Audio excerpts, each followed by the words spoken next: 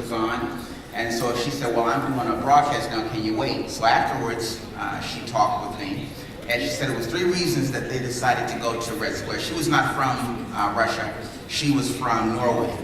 And she says that it was 3 things. One is travel has changed the way that individuals do deals. Of course, you don't need to call up a company anymore. You can just pretty much get out your smartphone and you can see what companies and what airlines have to offer. The other thing is two-way communication. She felt that two-way communication has really changed the game. Certainly decades ago, it was just simply individuals talking to a company or individuals calling in, but there was no response or very limited response. And she felt that social media has really changed the game. And then the other thing, of course, quite literally, wow, okay, got started? Oh, already, okay. But the other thing that she talked about was that she felt that travel has, social media has made the world a lot closer than it used to be. And that it's just literally individuals can have this experience wherever they are. So here I'm at Red Square, and I'm just looking around, and I'm taking any pictures, and finally individuals were like having fun. They were all over the world. And I will tell you this brief story real quick. I met a grandmother. She said she was 76 years old. So she's from Turkmenistan. And it was, what was it? I think it was maybe about 7 or 8 in her family. So she says to me in a very limited English, she said, can you take a picture of us? So I said, sure. So she goes, okay, let me see the picture. So I'm thinking, I take pretty good pictures. So she goes, niet. So she said niet like about maybe 17 times. And of course, I shared this on social media. And of course, I know individuals quite literally laughed and they had fun with it. But this was a really genuine experience for me because Red Square was something that I had been dreaming about visiting. And I ran into this woman, ran into this grandmother who was not necessarily from Russia, but from Turkmenistan. And it was just absolutely amazing. This right here, wow. Okay. I'm sorry. Wow. Okay. This is very temperamental thing here. Okay. What you saw first was a number of companies that I've worked for, over the different credit unions and so forth. And the previous slide where I was talking about fearing social media, so many companies fear social media. They fear exactly what's going to come on the other end. But of course, in the United States, in Europe, certainly parts, I'm sure even this company, this country, and all over the world, brands are not communicating with their customers. They're just not doing it.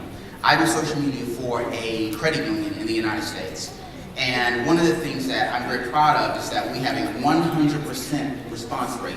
So when somebody, tweets us or leaves a comment, and typically it'll be like this: "You guys suck," that kind of thing. Then you have to respond to that. I know that's definitely not the kind of thing that you want to respond to. You want to respond to maybe something someone says, "Oh, this is amazing, this is awesome," but you want to respond to everything. So in travel, in particular, social media is just like any other industry, it's the #1 communication tool in the world. And if it's the #1 communication tool in the world, you really want to take full advantage of everything that it quite literally has to offer, whether that's Pinterest and Instagram, which are very visual. And most people in the world are actually very visual. I think there was a stat that said that 65% of the world is visual. So individuals quite literally they read an image and get a great deal from that. That's sort of the major driver for them when they're looking at an article, when they're looking at perhaps like a billboard, whatever it may be. But it's the visual that really hooks them and moves them along.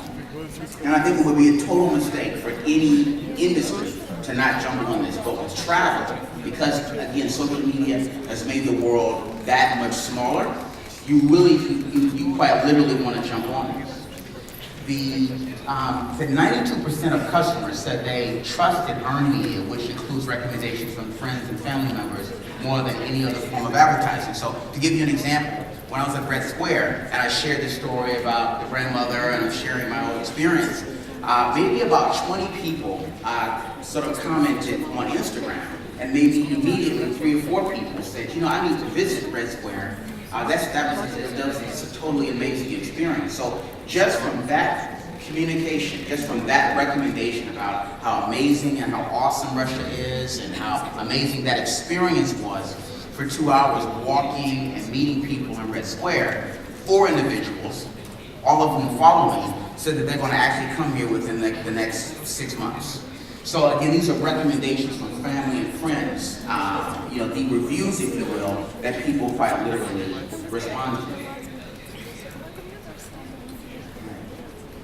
All right, these are what they call the global numbers. And so you have, as of August, was 3.175 billion internet users, 2.2 active social media users, and then of course here the unique mobile users. And mobiles are quite an interesting thing here, because if you are in travel, certainly in any industry, but if you're in travel, one of the big popular things right now is what they call snackable content. And snackable content could be, say, infographics, could be image quotes, all of that. But what it is just called essentially bite-sized content for individuals who just may not have the time. I know definitely that the attention span of most people in the world, or at least the average attention span, from what I gather, is like 7 to 8 seconds. So if you notice that people are looking in their stream and they're scrolling 7 to 8 seconds, that means you have just a limited time to make that impact. But if you know that individuals are using mobile, you know that people are on social media, and you know definitely that it's just a matter of time before we have 80 to 90% participation of the world on the internet, it just makes sense to get involved and to hit your wagon, if you will. Whatever you're doing, if you travel, if you're in tourism for a particular country, it makes sense to take full advantage of this. These are just the early numbers. The numbers, of course, will be bigger and more robust as we go along. One of the things is about like connecting. We all talk about like connect.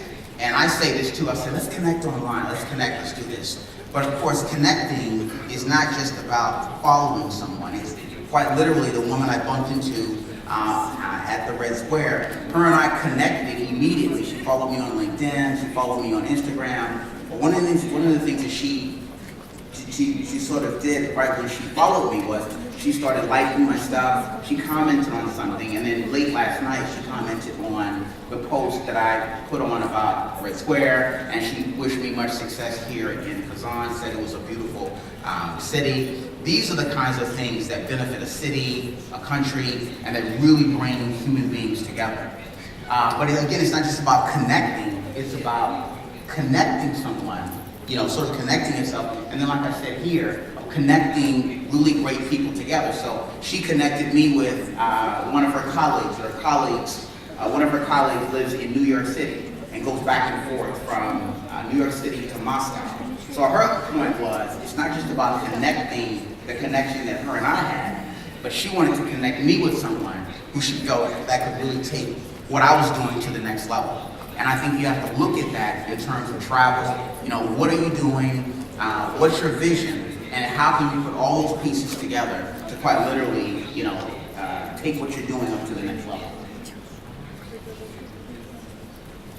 So, like I said about the essence of two-way communication earlier, again, if you are looking to bring people, let me give you an example here. Yesterday, when I came into Kazan, and we were talking about this earlier at breakfast, there was a young lady, and I don't know her last name, but I know her first name is Elena. And as soon as I got out of the baggage area from the airport, she greeted me. She had nothing but great things to say about the city. Oh my God, it was totally amazing. And in fact, I posted about that on Instagram and Facebook, and again, got more people interested in coming to Kazan just with one post.